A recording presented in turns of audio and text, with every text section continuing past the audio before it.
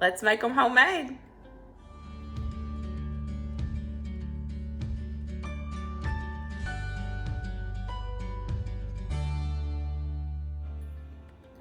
Hello everybody, welcome back to my channel, or welcome if you are new. We have got part 4 of our Make It Homemade series. If you are new here, I have been sharing how to make your favorite pantry staples or stuff that you keep in your pantry, how to make a homemade version of those, or semi-homemade. I guess I'll say that because it's not all from scratch, but it's just in case you can't find it right now in the stores. It's just kind of giving you inspiration and motivation and showing you guys how to make these items at home with other items that you might already have in your pantry, stuff that you keep stocked. So today we are going to be making some homemade spaghetti sauce and some homemade au gratin potatoes. So let's get to cooking. I'm excited. Both of these recipes were absolutely delicious.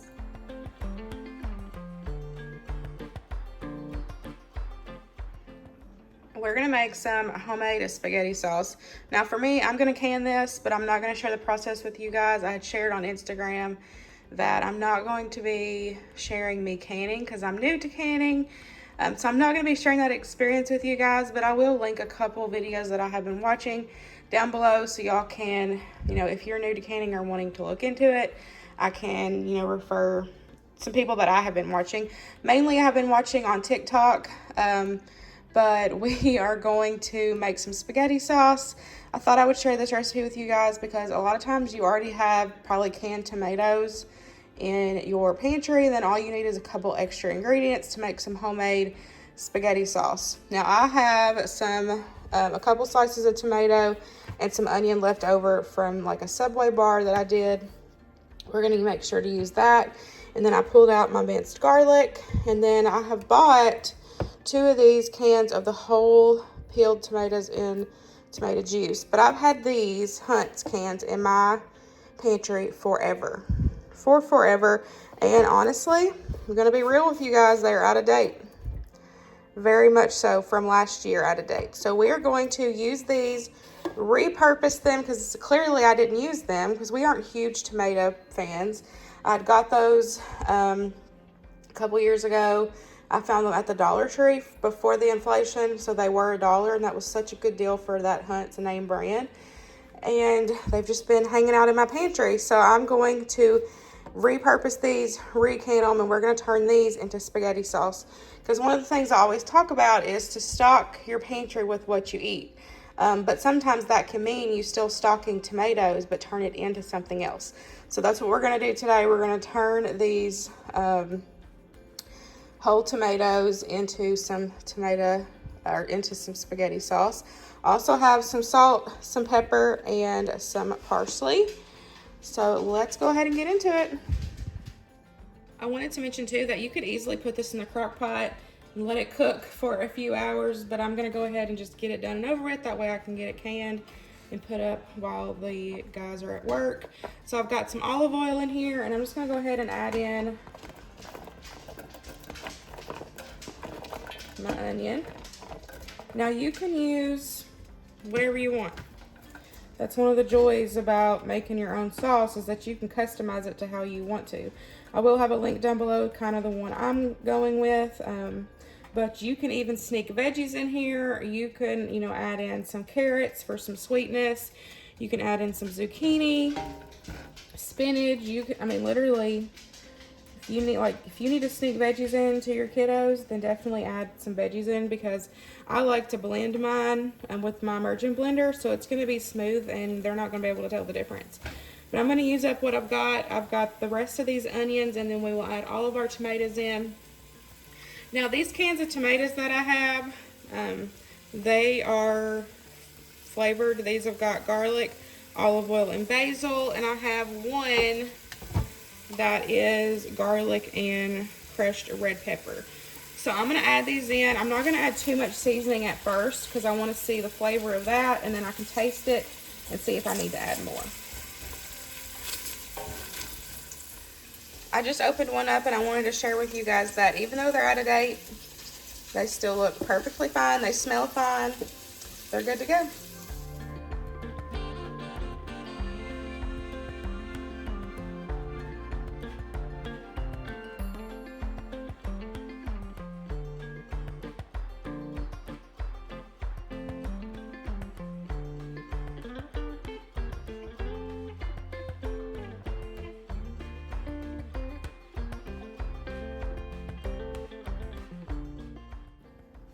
Now the recipe that I am roughly going by, it called for crushed tomatoes, but we're using up what we got. So that's one of the reasons too why I'm also going to be blending it.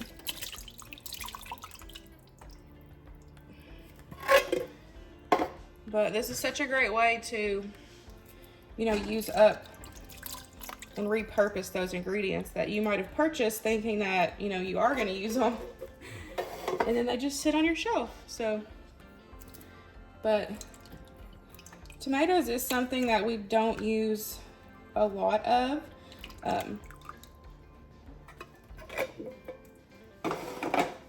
So, you know, I don't have a lot of tomatoes on my shelves. I may have to use my stock pot, y'all. It's getting full. Oh, I think we're gonna make it. That's the last can.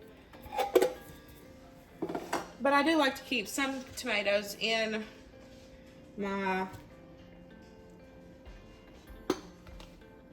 you know, prepper pantry. That way, like this, you can repurpose. Oh, there's a little black olive.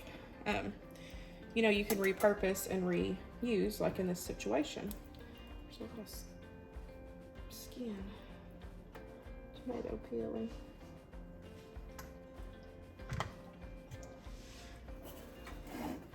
So what I'm going to do is I'm going to season it up with some salt and pepper.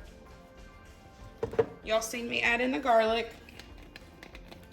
I'm going to add in some parsley. And then since the you know, tomatoes were already flavored, I'm gonna just let it simmer for about 30 minutes and then we'll come back and check it and see if it needs anything else. So I'm just gonna put the lid on it and kind of just let it simmer and let everything just marry together.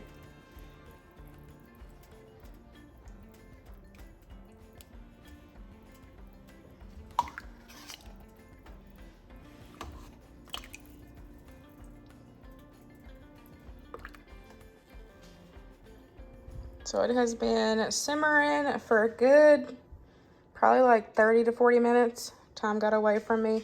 I was multitasking and look, y'all, it got everywhere. I already cleaned off the stove itself, but look at this pot. So now it smells, let me just tell y'all, it smells so good in this house. Let's get this blended up. I'm gonna use my immersion blender, but you just use whatever you got. If you have one of those or if you have a regular blender, you're just gonna scoop it up, blend it up. That way it gets it all together. Now, if you follow the recipe that I have linked, it's used crushed tomatoes. So you might not have to blend it.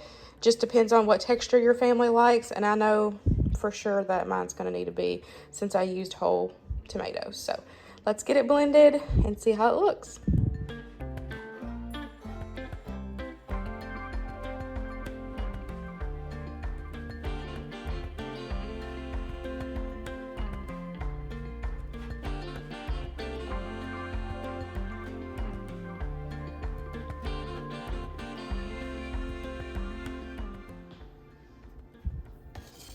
I just blended it till it was smooth. Oh, it smells so good. I'm about to taste it and see if it needs any more seasonings. But I really think with me having those tomatoes that had all that seasoning in there, I think it really helped. So I've got some cooling off so I can taste test it for you guys.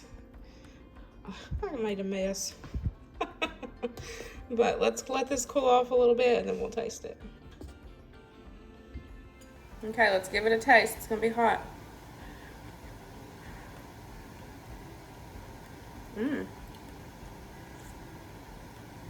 That is really good, y'all.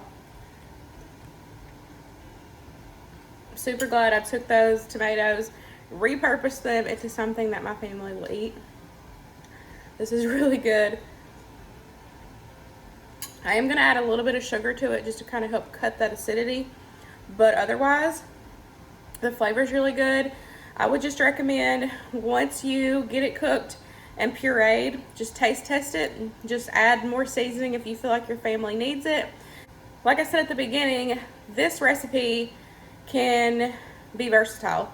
You can add vegetables, you know, you could add spinach, squash, zucchini, carrots. If you want some natural sweetness, you can add in some carrots. You can add anything and puree it up, and your kiddos will never know that there's vegetables in here, but it's got really good flavor. So for me, I'm gonna can mine, but I'm not sharing that process with you guys because I'm new to canning and I watch videos as I go to make sure I'm doing it right. Canning is a new adventure for me, so maybe next year when I feel more comfortable sharing it, it might be something that I'm going to do. I will have a couple links down below for you guys for who I watch when I am canning. I actually watch more stuff on TikTok than I do YouTube for canning and stuff, but right now I'm just working on getting comfortable with my water bath canner and canning the things that I can in a water bath canner, because there's difference between a pressure canner and a water bath canner, what you can and what you can't can. Yeah. But this was really good. Definitely give it a try. If you've got some tomatoes, cans of tomatoes, or if you've got a garden and you've got a bunch of fresh tomatoes coming in, make you some homemade spaghetti sauce and put it up. Now, if you don't can, once this cools, take and put it in freezer bags, label it and freeze it. It's good for at least probably like 6 months. And then it will last like a week or two in the fridge with a good seal on it. But I'm gonna can it so that way it's way longer shelf life for my family. But definitely give it a try. Try making some homemade spaghetti sauce.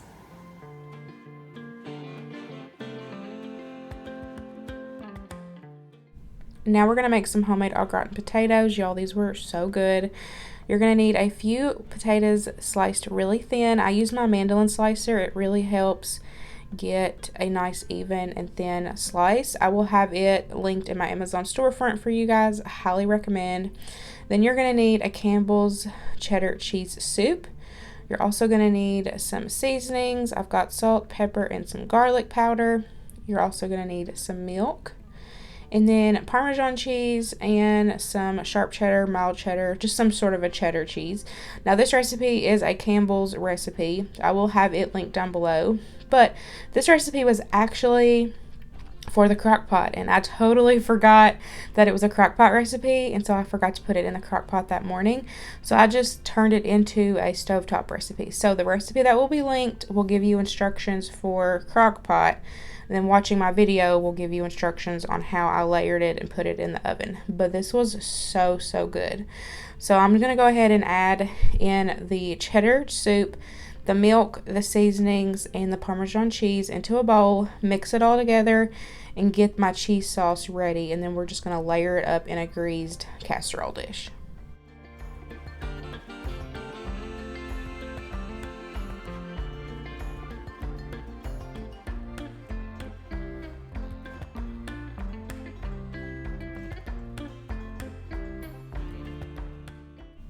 Now we're going to take and layer everything up. I've got my pan greased there. Now next time I do this, I'm going to do this in a 9x13 because I didn't realize how many potatoes I actually had until I started layering everything in. I was like, yeah, I should have done this in a bigger pan. It probably wouldn't have took as long to bake. I do have my oven preheated at 400, so I'm going to layer everything up. I added a little bit of that cheese sauce at the bottom, and then I'm going to do a layer of potatoes. I'm going to season each layer with salt and pepper. And then I'm going to add more of the cheese sauce, do the shredded cheddar on top, and just keep layering it until all your ingredients are gone. I do want to mention that in the crock pot portion of this recipe that I will have linked down below, it does not say to layer even in the crock pot. And when I do this in the crock pot next time, I think I'm going to do it the same way that I did for the oven, because I worry about the potatoes drying out or getting hard or even burning at the bottom of the crock pot with not having the layers of the cheese sauce in between to kind of help soften them up and cook it evenly. So like I said, I would recommend layering it even in the crock pot. If you do it in the crock pot or the stovetop, I would do it the same way, or not the stovetop, the oven. Y'all know what I'm trying to say. I would still do it the same way I'm doing it here. Just that way I know that my potatoes are not going to burn at the bottom of the crock pot. So once I get everything layered up, we're just going to cover it, and I'm going to put it in the oven and let it cook for an hour covered, and then I'm going to take the foil off and uncover it for about 10 to 15 minutes just to help get a little color on the top and get the cheese kind of crisping up.